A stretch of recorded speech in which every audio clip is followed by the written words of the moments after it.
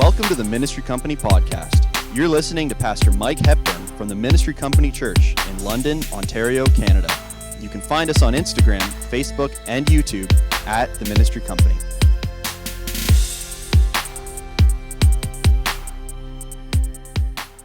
What Pastor Carly and Pastor Diana said, for a lot of us, this is almost like a second New Year's. We're starting some fresh things.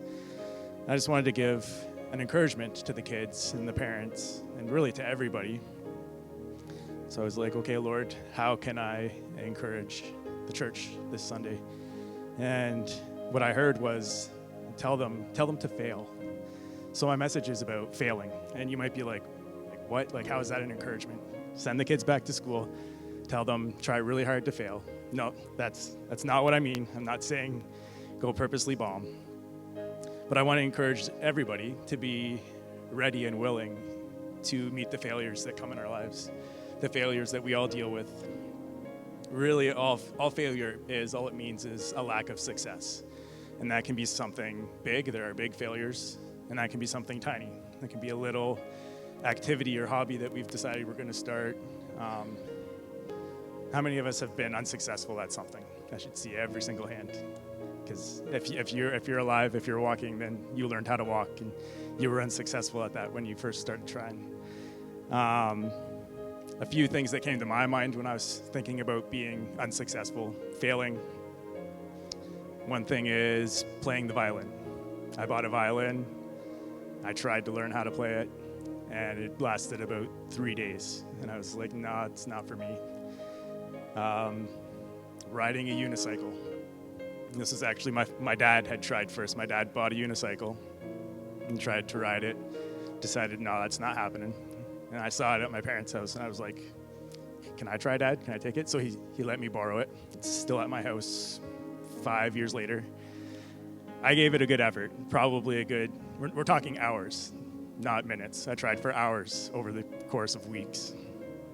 To the point where I could get up on it. I could sit on the seat. And the second you start to pedal, I would fall over. And I actually fell over and landed on my wrist funny, and I was like, no, we're done. Failing at unicycle. Just this week, I failed at making peach dessert. My favorite dessert. You can only make it like the 3 weeks that there's Ontario peaches because they have to be fresh. They have to come off the pit really easy. This is one my mom made when I was little. And Carly actually made it first. Did a really good job, and I liked it so much I was like, okay, I'm gonna make it again. And followed the same recipes she did and totally failed. I made it in a form pan, like for cheesecakes. She did the same thing. When she opened hers up, everything stayed where it was supposed to stay. It looked really nice. I opened mine and it just went all over the pan that it was on. And so what I did, I failed at that. The next day I made a different peach dessert. I tried something different, right? So we all have failures. Those are kind of little silly ones, but some serious ones in my life. I've failed in a business 3 times. I've had 3 different business ventures that I decided I was going to start, and they didn't work out. And those were bigger things. Post-secondary education, I didn't even think of that one until today, but I've been to post-secondary education 4 times. First time, right before Carly and I got married, I went for civil engineering. Made it to the March break of the first year, and I was like, no, I can't do this anymore. I dropped out. It was a failure. The next year, I went back for construction and carpentry techniques. Actually finished that one, and then worked in construction for about a month, maybe, after I graduated, and I was like, no, I like doing this stuff as a hobby. I don't want to do it as a career. Some other businesses and some other school adventures, and they didn't work out the way I thought. I was unsuccessful at it. So we all have these failures in our lives. They're all things that each one of us has to deal with. Some of them are within our control. Some of them aren't. Some of them are external forces acting that cause us to be in a place of failure. But the reality is we have the ability to fail at anything we do and everything we try. I'm going to try preaching off a laptop for the first time, so forgive me if I lose myself here.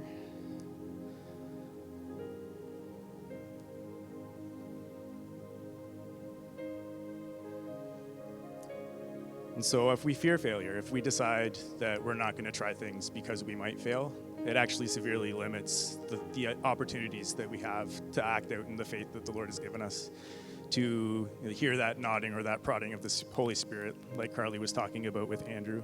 We fear failure to the point that we kind of shut that out of our lives. We say, well, if I talk to the wrong person, they're not going to like me, or I might say something wrong and upset them. Or we have these faith-filled activities that God has laid out before us, and we kind of skirt over them or avoid them because of that fear of failure. So fear of failure limits the attempts we take at succeeding. And my favorite example of failure in the Bible, the one I want to talk on mostly, is Joseph. Joseph was the son of Jacob, later known as Israel. Hands up, how many people are pretty familiar with the story of Joseph? Because there's a lot of details in it. I'm probably going to skip some of the stuff that we don't need to talk about, but we know Joseph was the son of Jacob. He was his favored son because he came from Jacob's favorite wife, Rebecca, later on in his life. Sorry, Rachel, later on in his life. He didn't get along very well with his brothers. There was some issues there. Obviously, we know about that. And he ended up in Egypt. And throughout the course of all of his life, we can see where there was failures that he had to deal with, that he had to trust God through. And so we're going to talk about Joseph. And the first thing when people mention Joseph that usually comes to mind is that he was a dreamer. We know that he had the dreams. He had dreams where his brothers and even his parents were bowing down to him, and they were serving him. And that's what a lot of people identify right away with for Joseph. But when I was looking at it this time, I actually saw that he's really, really gifted as an administrator. He's really gifted at taking the big picture of something and working out the details, making sure that everything is getting accomplished that needs to be. And it's actually this that first gets him into a little bit of trouble with his brothers. His strongest skill is administration. And he was a great visionary as well. And we're going to see every time he appeared like he was succeeding, he would meet a failure, and he would have to actually work through that failure. So story for Joseph starts in Genesis 37.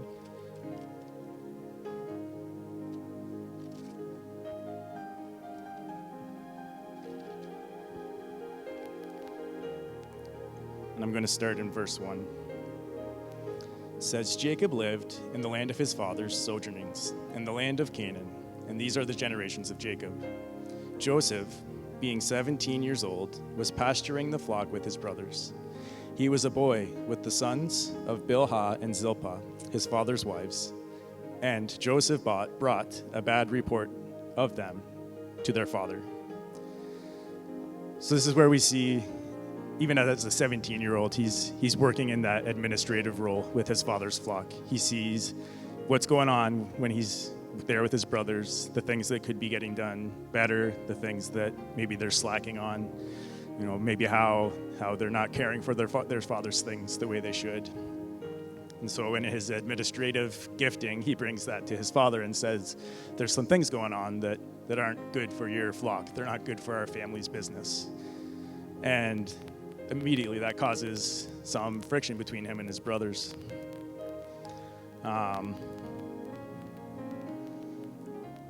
It doesn't say he was untruthful in his report or that he was harsh on his brothers.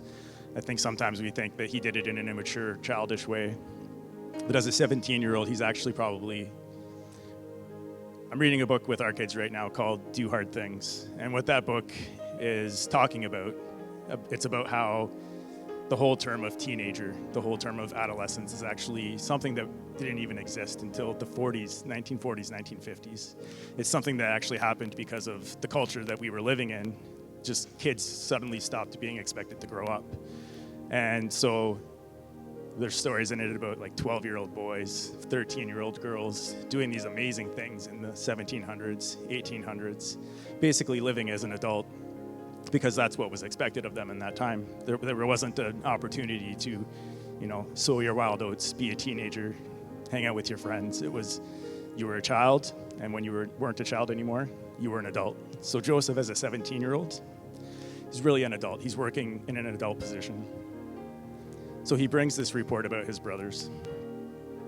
And it wasn't untrue. It was the truth. And I think his brothers knew that, but nobody likes it when people point out the negative things, right?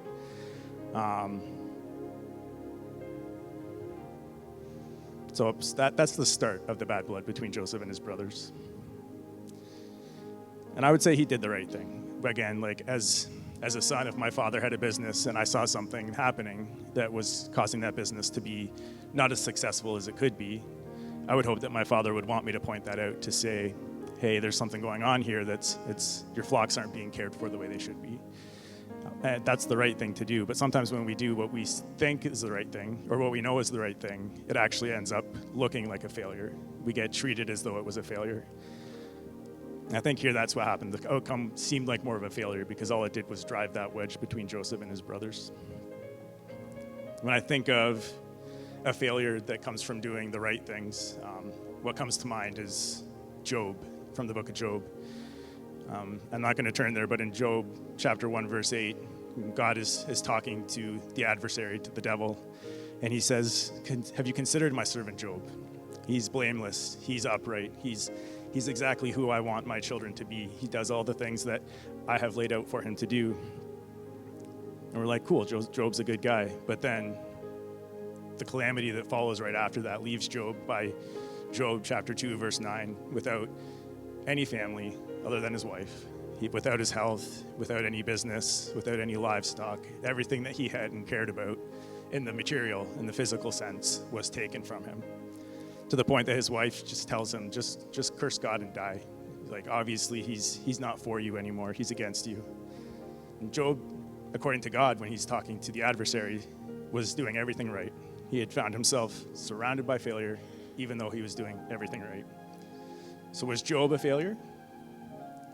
No, Job wasn't a failure. Job had experienced failure.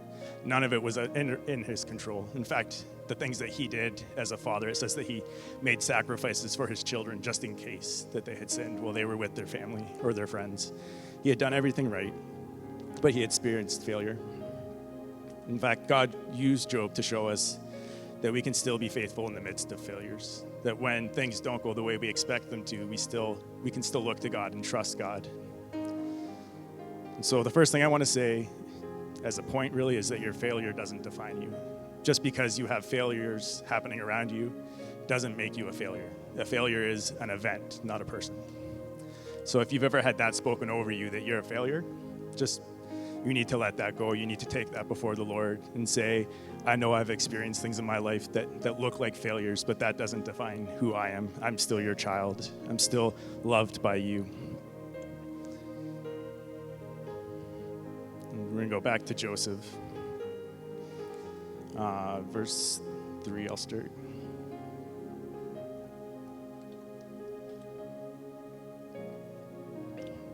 Now Israel, Jacob, loved Joseph more than any other of his sons, because he was the son of his old age. And he made him a robe of many colors. But when his brothers saw that their father loved him more than all his brothers, they hated him and could not speak peacefully to him. So here we see Joseph. He's a reflection, in this case, of us as the church, as the bride of Christ. That he was set apart, and he was favored by his father. And that's what we are. We are set apart, and we are favored by the Lord. We are his beloved. I won't go there, but it brings me to 1 Peter chapter 2, verse 9. It says that we are a chosen race. We are a royal priesthood. We are a holy nation, and we are a people for his own possession. And for Joseph, his physical robe, and you get into the details, might not have actually been multicolored, but it was a very nice robe, very long garment. It reflected that he was beloved by the one who gave it to him. It set him apart. So it was a visual display of Jacob's love for him. And for that was a constant reminder to his brothers that his father loved Joseph more than the rest of them. Again, not Joseph's fault. He didn't make his father give him the coat. It was given to him. But it set him apart in that way. And as believers, we have been given a robe. We've been given a coat. Colossians chapter 3. for those who are returning to school or in the workforce, or really for all of us in our everyday living, these virtues proclaim who we are. I'm going to go Colossians chapter 3, starting in verse 12. Put on then, as God's chosen ones, holy and beloved, compassionate hearts, kindness, humility, meekness, and patience, bearing with one another, and if one has a complaint against another, forgiving each other as the Lord has forgiven you, so you must also forgive. And above all these put on love, which binds everything together in perfect harmony. And let the peace of Christ rule in your hearts, to which indeed you were called in one body, and be thankful. Let the word of Christ dwell in you richly, teaching and admonishing one another in all wisdom, singing psalms and hymns and spiritual songs with thankfulness in your hearts to God. And whatever you do, in word or deed, do everything in the name of the Lord Jesus, giving thanks to God the Father through him. These are our Robley characteristics, I would like to say. These things like meekness, loving one another, forgiving. They're the things that are supposed to set the church apart from the rest of the world. That when the world looks upon us, they see these parts of this garment that Christ is upon us. And really what these virtues do is they proclaim the excellence of him who called you out of darkness into his marvelous light, which is the rest of 1 Peter chapter 2, verse 9. As a child of God, everything you do is saturated with divine purpose. Now when you go to work, there's divine purpose behind why you're there and what you do when you're there. When you go to bed, there's divine purpose behind the dreams that he gives you. And when you spend time with those you love, there's divine purpose in that relationship to build each other up and edify one another. But sometimes these virtues are rejected by others. We offer forgiveness and it's not accepted, or we ask for forgiveness and it's not given. And we may feel as though we've failed because of that, but really what's happening, just as the brothers rejected Joseph because of the coat, because he was a chosen one, set apart, when the world rejects us because of the virtues of Christ upon us, they're actually rejecting him, not us. So in that failure, we have to know that it's actually not our failure. It's their failure to accept Christ in us. All right, back to Joseph. So this is where we get into Joseph being the dreamer in Genesis 37, verse 5.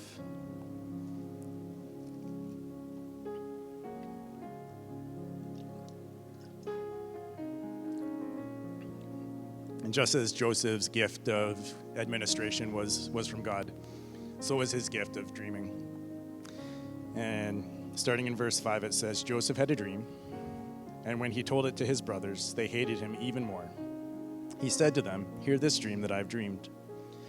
Behold, we're binding sheaves in the field, and behold, my sheaf arose and stood upright. And behold, your sheaves gathered around it and bowed down to my sheaf. His brothers said to him, are you indeed to reign over us, or are you indeed to rule over us? So they hated him even more for his dreams and for his words. There's another, so they're just driving that wedge further in between each other. And I think maybe, again, 17 years old, he's an adult, but even as adults, we all have things where we're growing, where we're maturing. He maybe hadn't matured enough through that first interaction. He has a second dream and says, I should probably tell them that one too. It says, Joseph had a dream another time and told it to his brothers. And he said, behold, I have dreamed another dream. Behold, the sun, the moon, and 11 stars were bowing down to me. But when he told it to his father and to his brothers, his father rebuked him and said to him, what is this dream you have dreamed? Shall I and your mother and your brothers indeed come to bow ourselves to the ground before you? And his brothers were jealous of him, but his father kept the saying in his mind. So even there we recognize his father saw the truth in what he said. He saw the truth that Joseph was favored by him and favored by the Lord. And even though he chastised him for sharing his dream, I think deep down Jacob knew that there was truth behind it, that was the purpose that God had given to Joseph. And we know the whole story. We get the benefit of knowing the entire story of Joseph. His dreams and his understanding of them were 100% true. They were right on. But he failed because he shared too much, because he shared with the wrong people at the wrong time. And what this reminded me of is the new believers. I grew up in the church, so I kind of had that unhealthy understanding that other people outside of the church maybe didn't want to hear about God. I grew up with, you share when there's an opportunity, but there's probably not going to be very many. That was the mindset I grew up with. New believers, totally different. They share their newfound faith with everyone, and it's awesome. Everyone, everywhere. It doesn't matter if they see God moving, they want to glorify him and share it. Because they think, why wouldn't others want to know what I know now? Why wouldn't they want to believe what I believe? But from the religious mindset, they make mistakes. They tell the wrong people. They share too much of their story. They lay it all out and people don't accept it because they shared the details that we don't want to know, right? They face rejection because not everybody is going to respond positively when we share. Maybe even chastising, like how Jacob chastised Joseph. And it's like people are like, that's fine if you want to believe that, but just keep it to yourself. Don't share it with other people. We all have our own beliefs, especially in our culture right now. That's the thing, right? We can all believe whatever we want. Let's just not share it with anybody else. Everybody keep to themselves. The new believer doesn't fall into that, and it's amazing, and it's a shame that we lose that or grow up in the church without that. It reminded me of one notorious basketball player. We'll all know him. And I was looking at his stats. He missed 12,345 shots over his career. He lost 366 games. He personally missed 26 game-winning shots when the ball was put in his hand to win the game. And his name was Michael Jordan, right? We think, if we look at the failures, we have a picture that doesn't seem great. He failed so much, but it was because he was willing to fail so much that he was so successful in basketball. He understands that to really be successful, you need to be ready and willing to fail over and over again and get back up and try again. So, continuing on with Joseph, I'm going to jump down to verse 18. And this is his brothers they've had it, they're done with him. And it says, they saw him from afar. Before he came near to them, they conspired against him to kill him. They said to one another, here comes this dreamer. Come now, let us kill him and throw him into one of the pits. Then we will say that a fierce animal has devoured him, and we will see what will become of his dreams.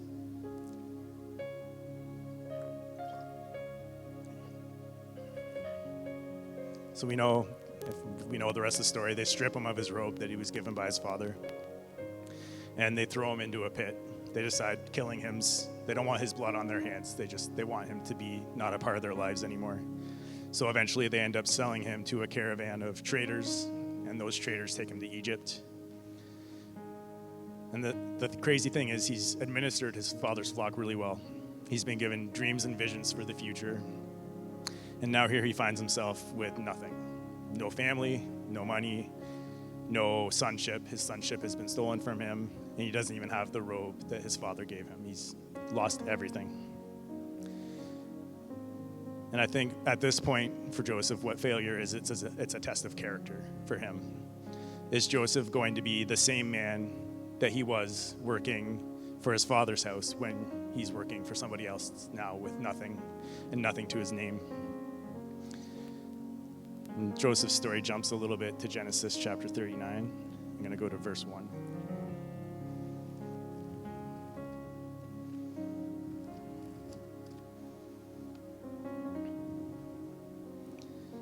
At this point in his life, Joseph could identify as a failure. He had these dreams, he had these giftings, he had the love of his father, and now he's got nothing.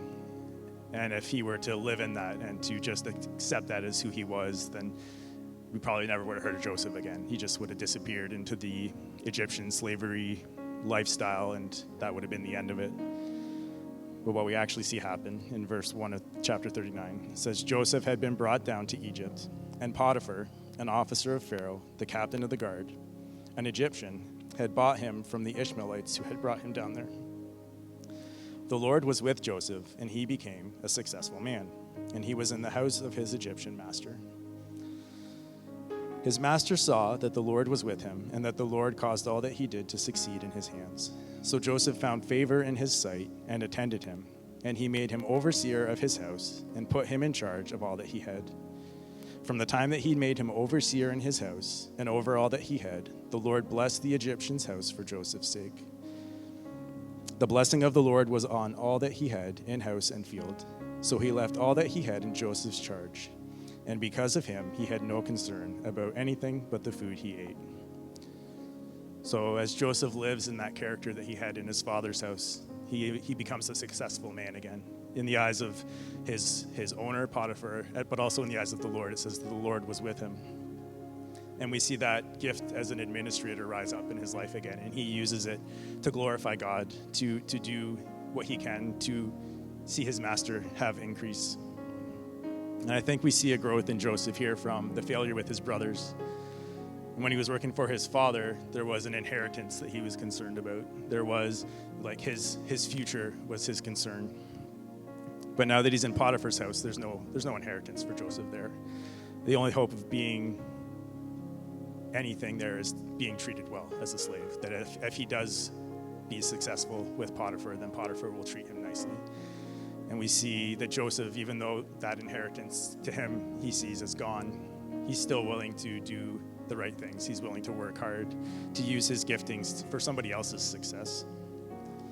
We also have the ability to grow in our failures. We can ask, did I get in the way of my own success? Was there something that I did that caused that failure? Or what was the motive behind it? For Joseph, maybe he saw when I shared my dreams, when I worked really hard, my ambitions were to see my father succeed, but the motive behind it was because I knew that there was an inheritance for it for me. Now that he's in Potiphar's house, he knows whatever he does, it's for Potiphar and Potiphar alone. Yet he still, because he has that character, and that character's been tested through failure, he still does the right things. And then continuing, second half of verse 6. It says, Joseph was handsome in form and appearance. And I always find that it's a verse. There's not many verses like this. It's a verse 6. The first half of verse 6 is in one paragraph. The second half of verse 6 is in another paragraph, in most Bibles, in my Bible. And I think that's because they really wanted to drive home that something was about to shift with Joseph, that he was being successful, but Joseph was a very handsome man.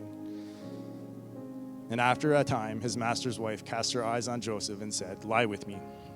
But he refused and said to his master's wife, "Behold, because of me, my master has no concern about anything in the house, and he has put everything that he has in my charge. He is not greater in this house than I am, nor has he kept back anything from me except you, because you are his wife. How then can I do this great wickedness and sin against God?" And as she spoke to Joseph day after day, he would not listen to her, to lie beside her or to be with her. And what we see here is the temptation of success. As we are successful, as the Lord's hand is upon us, there will be temptations that we face, just like Joseph's facing here with Potiphar's wife. He had every opportunity to take advantage of this extension of what she was giving him. Probably a familiar thing to Egyptian culture. It wouldn't have been something that, if he had done it, probably would have worked out better for him in Potiphar's house, because she would have been on his side too. The immediate success would have been evident, but we know in the big picture that moral failure would have been detrimental to Joseph. So when we're successful, we often face similar temptation to use that success for our own personal gain. What can I get out of this? Or to take what doesn't rightfully belong to us. And Joseph says, how can I do this great wickedness and sin against God? He's saying, I could take advantage of this, but I'm not sinning against Potiphar even when I do this. I'm sinning against God, who's blessed me and who's seen this house be abundant because of his blessing over me. And if we know the story, next verse, eventually she kind of corners him. She literally gets a hold of him. And he does the right thing. He flees. He flees so hard that he leaves his garment behind again. And so now we've seen him lose 2 garments, and I'm sure there's an entire series we could do on the garments of Joseph, but I find it interesting that every time there's failure, it involves losing a garment. So he leaves his garment behind. He acted with integrity. He did the right thing. But because Potiphar's wife did not, and she had the proof because she had his cloak in her hand, Joseph again finds himself in a place of failure. she goes to her husband and says, "Why did you bring this Egyptian or this Israelite slave in here, this Hebrew boy? He's trying to take advantage of the success that you've given him, of all the benefits that he's had in this house," which is a total lie. But who is he going to believe? Is he going to believe his wife who has Joseph's robe, or the slave that he's had working for him? And so if just this failure was a test of character, first of all, when Joseph was with his brothers, in this sense, failure is a test of integrity. Will I make the same decisions when my success brings opportunity and no one else is watching? Will I allow the decisions of others or the majority to corrupt my character? Will I do the things I know I shouldn't do because I think I can get away with it, basically?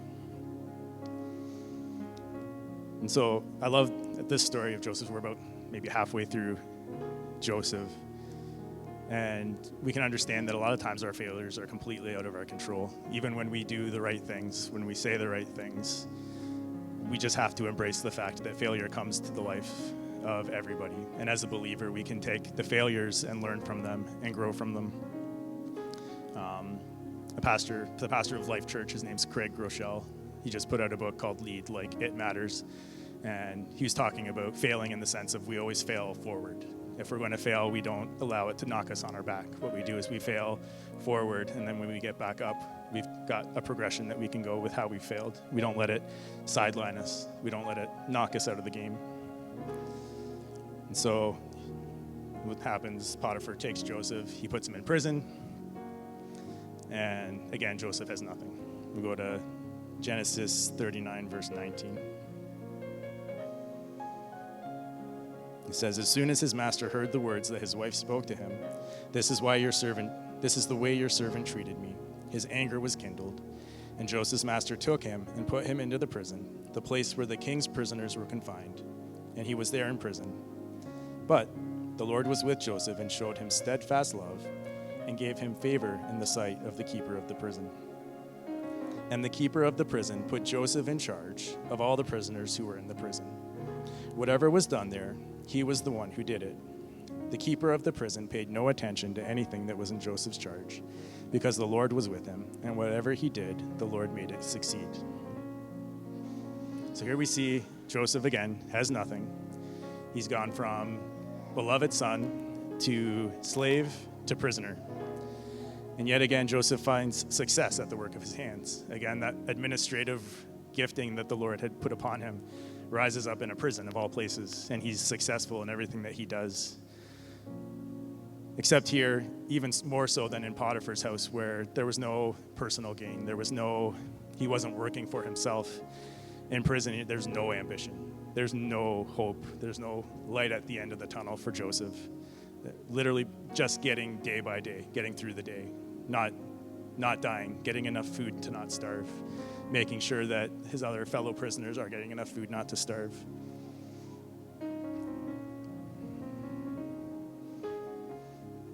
And I think, talking to the kids going back to school, this is more, I think, for the rest of us, where it's like we've been through the failures and we get to a place where we feel like, I just got to get through every day. I just got to make it through today. There's not really a hope for the dreams and the visions, for the giftings that God gave me when I was young. Those are all gone. I'm just looking to survive. And I think that's where, as adults, outside of, like education, little kids, we can fall into that rut of, I just want to survive today. I'm not worried about tomorrow. I'm not worried about the dreams, the giftings that the Lord has given me. Just let me get through today. But then, continuing in Joseph's story, he's confronted with the very thing that really, he could say, got him into this whole mess. In Genesis chapter 40, starting in verse 1.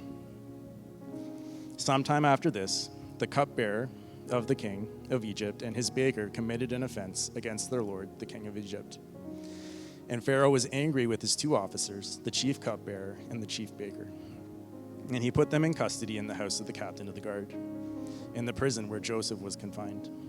The captain of the guard appointed Joseph to be with them, and he attended them. And they continued for some time in custody. And one night they both dreamed, the cupbearer and the baker of the king of Egypt, who were confined in the prison, each his own dream, and each dream with its own interpretation. When Joseph came to them in the morning, he saw that they were troubled. So he asked Pharaoh's officers who were with him in custody in his master's house, "Why are your faces downcast today?" And they said to him, "We have had dreams, and there is no one to interpret them." And Joseph said to them, "Do not interpretations belong to God? Please tell them to me." So the things that made Joseph's brother hate him so much, his dreams, now he's being confronted with the dreams of others, dreams and visions. And Joseph likely remembers now that sharing dreams and sharing their meanings are very, very dangerous. He'd probably be like, "That's what got me into this mess." And Joseph's probably thinking, "I wouldn't even be here if I just kept my dreams to myself." But what he does is, it says that he recognized that interpretations belong to God. I think maybe as a younger child, or not a child, as a younger man, he didn't know that the interpretations belonged to God. He thought that he had the right to share the interpretation however he saw fit. But now he recognizes interpretations belong to God. He's matured in that gifting of being a dreamer, of being a visionary. And what he does, he correctly interprets these dreams. One for the cupbearer, he says, "The king's going to take you out of the prison in 3 days, and he's going to restore you to the place you were at." And then for the baker, he gives a bad interpretation, which I think is already showing his maturity, because he's willing to give the truth even though he knows it's not going to give any benefit to him or to this guy. He says, "The king's going to pull you out in 3 days, and that's the end for you. He's going to execute you." And it happens just as he said. His only request to the one man he gave the good report was that, "Please remember me when you're out and mention me to Pharaoh." It's like that glimmer of hope, right? I can imagine him being in prison. It doesn't say how long, but it's years. Just doing the same thing every day, just looking to survive. And suddenly, he's interpreting dreams again. His giftings are, the gifting that got him in trouble is being used, and that glimmer of hope. Just remember me when you get out.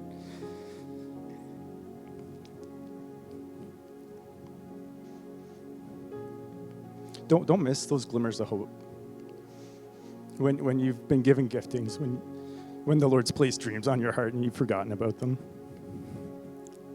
When those glimmers of hope come, hold on to them.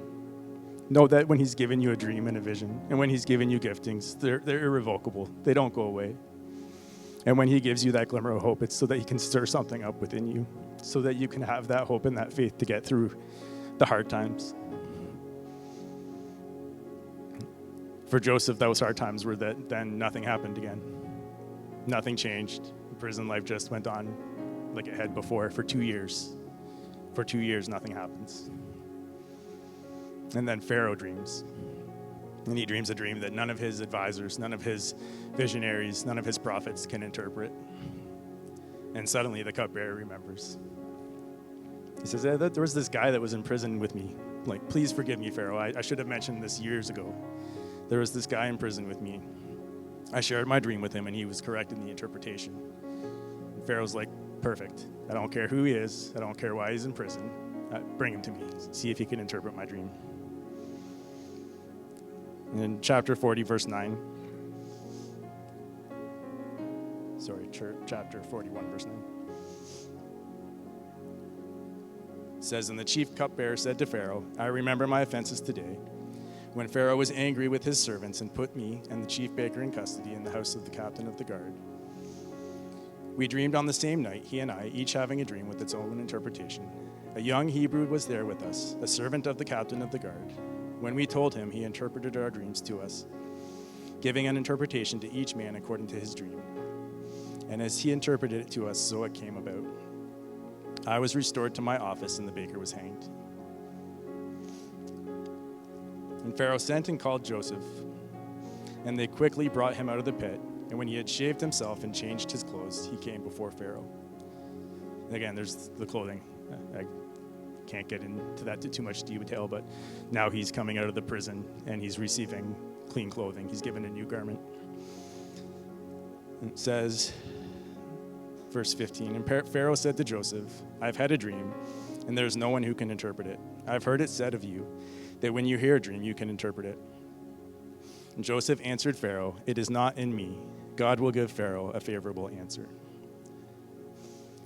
So we have Joseph really going from one extreme to the other. He's going from the pit in the prison. It says that literally they pulled him out of the pit. It's like the worst part of the prison, right? He's in the part where you can't get any lower. And now he's in the presence of Pharaoh. And he knows, Pharaoh's explained it. It's because that one night 2 years ago, he used his gifting. He did something that was hard. He did something that maybe he didn't want to do, maybe that he knew was going to cause him pain. And now he can look back and say, that hard thing I did 2 years ago has brought me here. And he's already immediately recognizing, I can't do it. I can't do it, Pharaoh, but God will give you a good report. God will give you a good answer for your dream. I'm going to jump down to verse 25. Just for sake of time, I won't actually read the dreams, but we'll talk about the interpretation. And Joseph said to Pharaoh, the dreams of Pharaoh are one. God has revealed to Pharaoh what he is about to do. The 7 good cows are 7 good years, and the 7 good years are 7 years, and the dreams are one. The 7 lean and ugly cows that came up after them are 7 years, and the 7 empty ears blighted by the east wind are also 7 years of famine. It is as I told Pharaoh, God has shown to Pharaoh what he is about to do. There will come 7 years of great plenty throughout all the land of Egypt, but after them there will arise 7 years of famine, and all the plenty will be forgotten in the land of Egypt. The famine will consume the land, and the plenty will be unknown in the land by reason of the famine that will follow, for it will be very severe. And the doubling of Pharaoh's dreams means that the thing is fixed by God, and God will shortly bring it about. And that's his interpretation. That's one gifting. And I find it interesting what he does is he jumps immediately from that gifting of the visionary, of the dreamer, into his administration. He's become so comfortable with his administration gifting in Pharaoh's and Potiphar's house and in the prison that he has literally like the audacity to tell Pharaoh what he should do.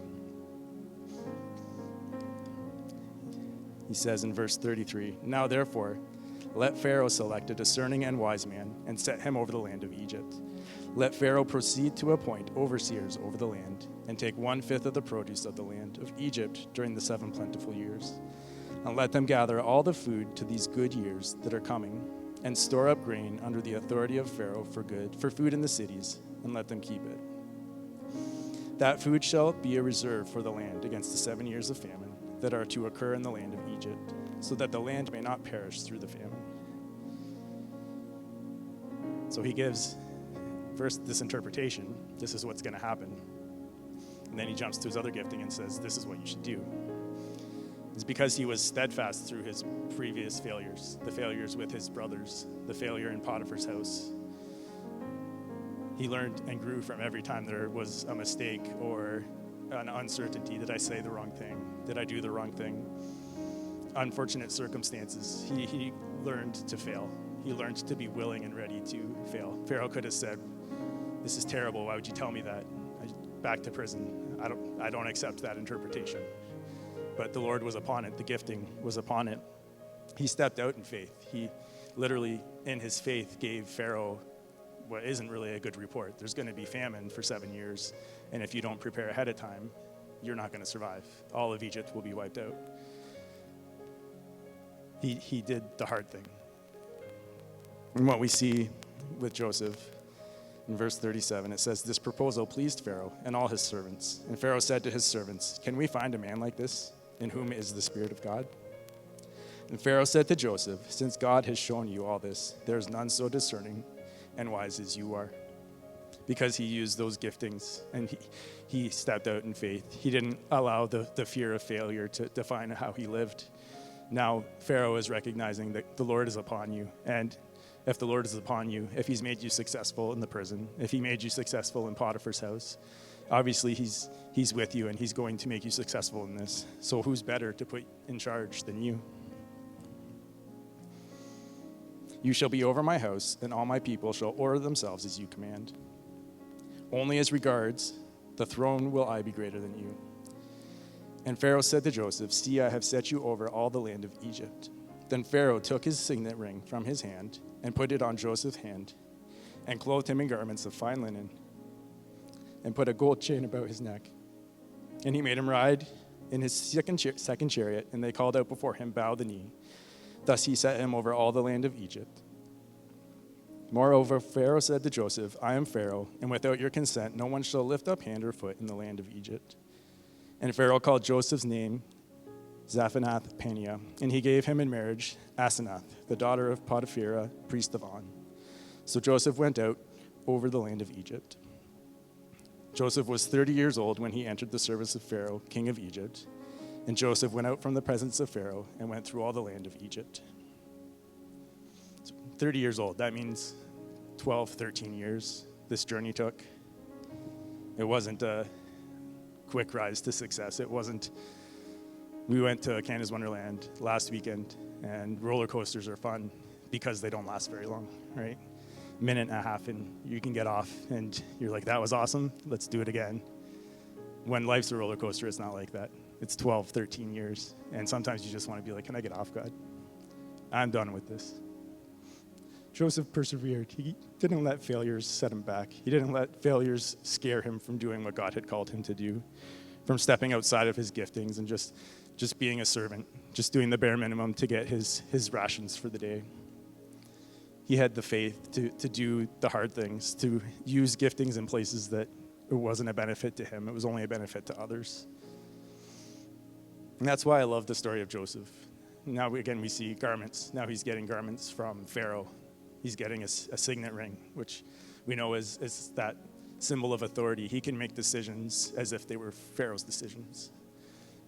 He's past that place of, I'm a servant. It's not a servant life. It's a life of a delegate, of an ambassador. There's an authority behind it. He's been restored beyond that place of sonship that he had at his father's house. He was still under his father there at that house. He had to do what his father said. He was following his father's commands. Now Pharaoh says, you have my authority. Just like how Christ says to us, all authority has been given to me. Go and do these things. Go do it on my behalf. Now Joseph's being told, just go do what you've said. Do it on my behalf. I'm behind you. My authority is with you. And so my encouragement as we return to school, as we have this kind of reset with the fall coming, is make mistakes. Don't be afraid to do something just because you might fail. Do hard things, whether that's a project in school that, you talk about something spiritual or involving your faith. I love it when my children, in their innocence and in their faith of the Lord, they do a project at school and they talk about the church, or they talk about religion, they talk about theology, they talk about God, not caring what other people are going to think or what they're going to say, stepping out in faith and saying this is an example of how I can share my love of Christ and my love for Christ and my love for his creation. Do hard things. Allow God to lead you in ways and situations that make you uncomfortable. For me personally, I guess this could be a testimony for me. This makes me really uncomfortable. It makes me a lot less uncomfortable than it used to, but it makes me really uncomfortable. I don't like talking in front of people. For me, when I was a little boy, I used to talk with a stutter. I would go to say something, and it just wouldn't come out. The words wouldn't come to my mouth, and that still happens sometimes, not as often. And what I did as a child to kind of suppress that, to make it go away, was my mom told me, just slow down when you have something to say. Slow down, think about what you're going to say, and then say it. And so I did that, and then what happened is I would say what I wanted to say, but then I would repeat it to myself under my breath. So I was always saying sentences twice. And I can't remember if it was at church or at school, but somebody was like, why do you always talk after you say something? You say something and then you mutter something under your breath. What are you saying? And I didn't even know I was doing it, right? It was just something that happened. And it became I just probably shouldn't talk, right? If I can't start my sentences right, what's the point? People are just going to make fun of me.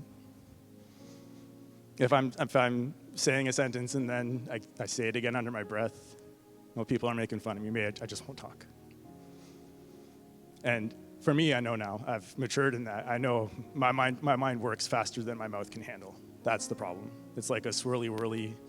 What's that tube ride? You go down on a water slide and it goes around and around and around, and then you finally drop out the bottom. That's kind of like how my mind works, which is why a lot of the times I have a hard time starting conversations, keeping conversations. And I've learned to live with that. I've learned to try and step, again, out of my comfort zone. Here I am, right? Now, what I could perceive as failure, what I could perceive as something that held me back, I can use it as a success. I can use it to share the word of the Lord with people, to encourage people to do hard things, to do things that maybe they thought they couldn't do, right? So that's my encouragement to you guys. Be willing to fail. Be willing to stutter in front of other people. Be willing to drop a pie on the floor that you're baking for somebody else. Be willing to tell somebody about Jesus and have them throw swear words back in your face. Just be willing to take those risks and do those hard things. So if you guys want to stand with me.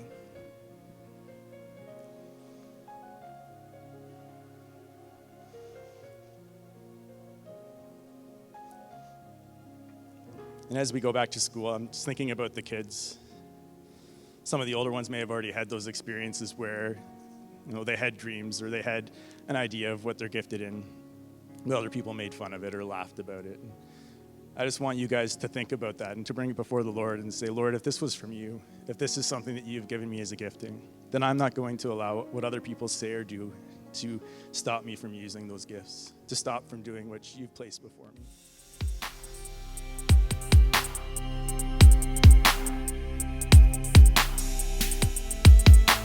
You can find us on Instagram, Facebook, and YouTube at The Ministry Company, or join us in person at 1541 Fanshawe Park Road East, London, Ontario, on Sundays at 12:30 p.m.